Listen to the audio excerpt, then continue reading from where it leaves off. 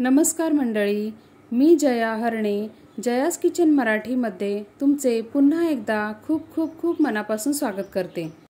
तसेच मी आशा करते की तुम्ही सगळे ही उन्हाळ्याची सुट्टी अगदी मजेत आणि आनंदात घालवत असाल.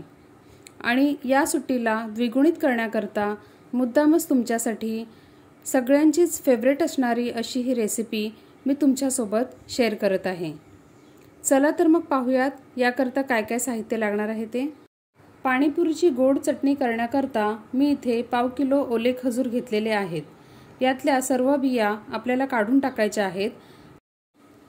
हे खजूर आपल्याला एका स्वच्छ पाण्यातून धुवून 7 ते 8 मिनिटांकरता गरम पाण्यामध्ये उकळून घ्यायचे आहेत. हे खजूर शिजतानाच थोडेसे चवीपुरते मीठ सुद्धा आपल्याला ॲड करायचे आहे. 8 मिनिटे झाल्यानंतर गॅसची फ्लेम ऑफ करून हे खजूर फॅनखाली गार करून आपल्याला त्याची मिक्सरला फाईन अशी पेस्ट बनवून घ्यायची आहे. तसेच मी इथे एका मोठ्या लिंबाच्या आकारा इतकी चिंचसुद्धा घेतलेली आहे. ही एका पाण्यातून स्वच्छ धुवून 15 मिनिटांकरता पाण्यामध्ये भिजत ठेवली होती. त्यानंतर मी ही चिंच 5 मिनिटांकरता गरम पाण्यामध्ये उकळवून घेतलेली आहे. उकळत असताना यामध्ये सुद्धा चवीपुरते थोडेसे मीठ घातलेले आहे. असे केल्यामुळे चिंच आपल्या पोटाला अजिबात बाधत नाही, म्हणून हे करणे आवश्यक आहे. आता हे ओले खजूर छान थंड झालेले आहेत आणि आता मी याची मिक्सरला फाईन पेस्ट करून घेणार आहे. पेस्ट करताना थोडासा पाण्याचा वापर केला तरी चालेल. तसेच ही चाळण आहे, या चाळणीमधून आपण चिंचेचा कोळ गाळून घेणार आहोत. 2 मोठ्या लिंबाच्या आकारा इतका गूळसुद्धा मी इथे घेतलेला आहे. हा आपल्याला चिरून याचे पाणी करून घ्यायचे आहे आणि ते सुद्धा गाळून आपल्याला खजूर आणि चिंचेच्या चटणीमध्ये घालायचे आहे. आता मी इथे थोडेसे सेंधव मीठ ॲड करत आहे, कारण मला मिठाचं प्रमाण थोडंसं कमी वाटलं म्हणून. तुम्ही सुद्धा चटणी तयार झाल्यानंतर एकदा टेस्ट करून नक्की पहा. चटणीची कन्सिस्टन्सी नीट पाहून घ्या. ही इतकीच दाटसर असली पाहिजे. ही चटणी जर जास्तीची करून तुम्ही फ्रीजरमध्ये ठेवलीत तरी काचेच्या भांड्यामध्ये अगदी महिनाभर सहज टिकून राहते. आणि अशा प्रकारे आपली ही चिंच गुळाची चटणीसुद्धा बनवून रेडी आहे. ही चटणी तुम्ही शेवपुरी, भेलपुरी किंवा दहीपुरी बनवताना सुद्धा या चटणीचा वापर करू शकता. या चटणीमुळे आपल्या रक्तातील हिमोग्लोबिनची लेवलसुद्धा वाढण्यास मदत होते. आता आपण पाहणार आहोत रगडा बनवण्याकरता काय साहित्य लागणार आहे ते. मी इथे घेतलेले आहेत रात्रभर भिजवून घेतलेले सफेद वाटाणे 1/2 किलो.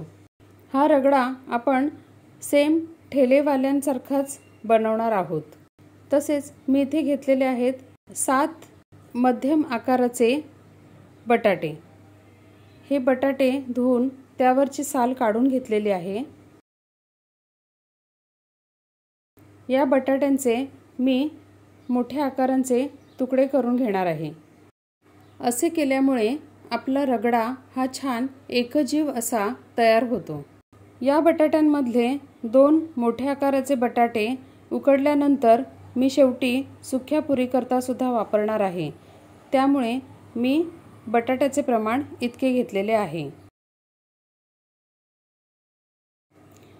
रगड्याच्या फोडणीकरता मी इथे घेतलेले साहित्य आपण पाहूयात. चवीपुरते मीठ, थोडासा हिंग आणि हळद. आणि फोडणीकरता आपण थोडंसं तेलसुद्धा वापरणार आहोत. आता मी इथे एक मीडियम साईजचा कुकर घेतलेला आहे. त्यामध्ये फोडणीकरता थोडेसे तेल टाकलेले आहे. तेल छान तापलेले आहे आणि आता मी इथे ॲड करत आहे हिंग, हळद,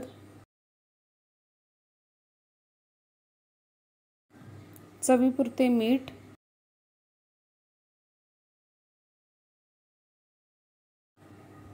आणि आता मी इथे ॲड केलेले आहेत बटाटे. हे सर्व साहित्य छान मिक्स करून घेऊयात आणि आता यामध्ये ॲड करूयात सफेद वटाणे। पुन्हा एकदा छान मिक्स करून घेऊयात।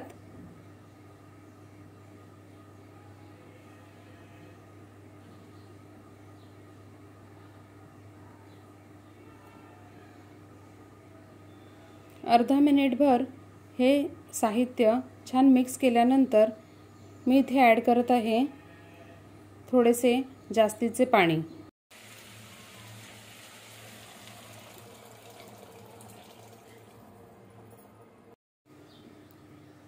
रगडा हा जसजसा थंड होत जाईल तसतसा त्यामधील पाणी शोषून घेतो, त्यामुळे पाण्याची लेवल मी इथे थोडीशी जास्त ठेवलेली आहे।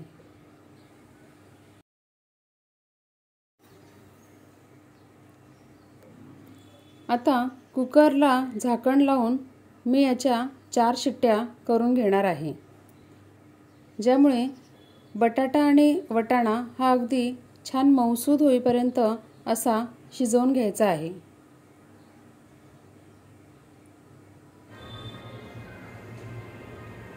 आता एकीकडे कुकर होईपर्यंत मी दुसऱ्या गॅसवर 2 टेबलस्पून इतके जिरे गरम करून घेत आहे। हे जिरे आपल्याला हलकेसे गरम करून घ्यायचे आहेत, अजिबात करपू द्यायचे नाही। याचा वापर आपण तिखट पाण्यामध्ये करणार आहोत। गॅसची फ्लेम बंद केलेली आहे आणि हे जिरे मी एका वाटीमध्ये काढून ठेवलेले आहे। आता तिखट पाणी बनवण्याकरता मी इथे घेतलेली आहे कोथिंबीर, पुदिना, 5 ते 6 हिरव्या मिरच्या, अर्धा इंच आले आणि 4 ते 5 लसूणच्या पाकळ्या। हे आहे जिरे, जे आपण आत्ताच भाजून घेतले होते। शिवाय तिखट पाणी बनवताना मी इथे काळ्या मिठाचा सुद्धा वापर करणार आहे।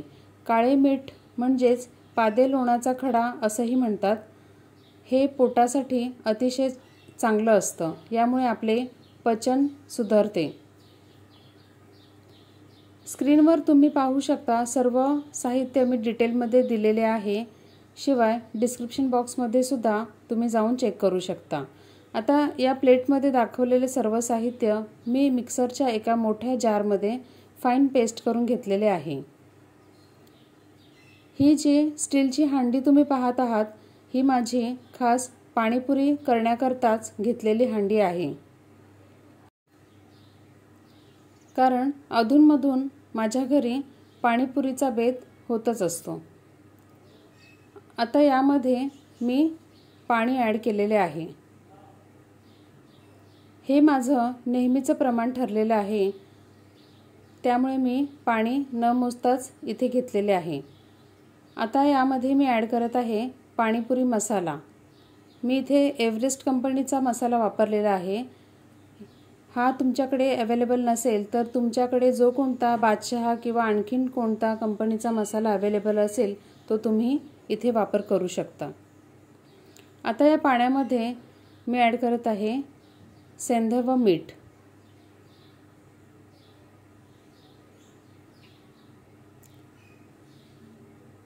मी यामध्ये काळे मीठ सुद्धा वापरलेले आहे। जर तुमच्याकडे जलजिरा पावडरचं पॅकेट असेल तर ते सुद्धा तुम्ही या पाण्यामध्ये ॲड करू शकता। शिवाय 1 लिंबू सुद्धा यामध्ये पिळून घालायचा आहे। तसेच आमचूर पावडर जर तुमच्याकडे अवेलेबल असेल तर ती सुद्धा 1 टीस्पून इतकी ॲड करायची आहे। मी इथे 2 बटाटे उकडलेले चिरून घेतलेले आहेत आणि त्यामध्ये थोडासा ॲड केलेला आहे चाट मसाला, थोडीशी रेड चिली पावडर। हे करणं अगदी ऑप्शनल आहे। याऐवजी तुम्ही नुसता उकडलेला बटाटा जरी वापरलात आणि थोडंसं काळं मीठ आणि नायलॉनची पिवळ्या रंगाची शेव मिळते, इतकं जरी वापरलं तरी तुमची सुकी पुरी ही अतिशय उत्कृष्ट चवीची बनणार आहे।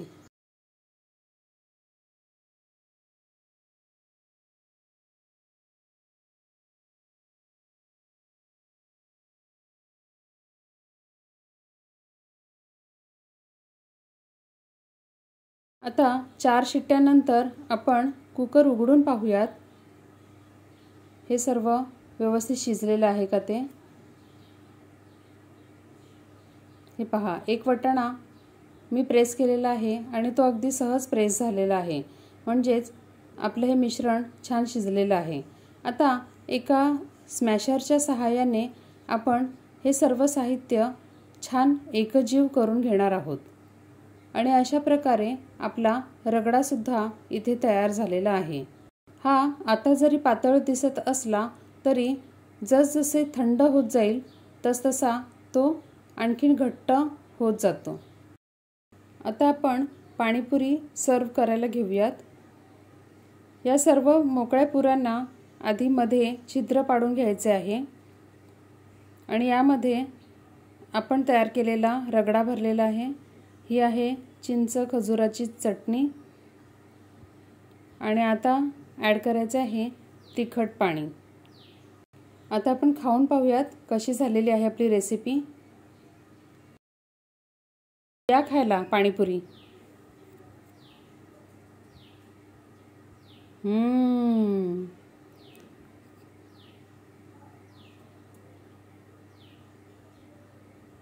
मस्तच ऑसम झालेली आहे आपली पाणीपुरी।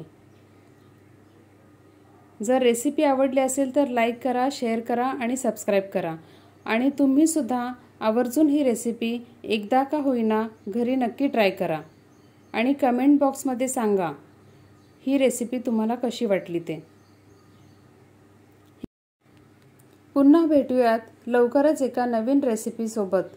तोपर्यंत खात रहा, खुश रहा, आनंदी रहा आणि माझा हा चॅनल पाहत रहा। Bye bye.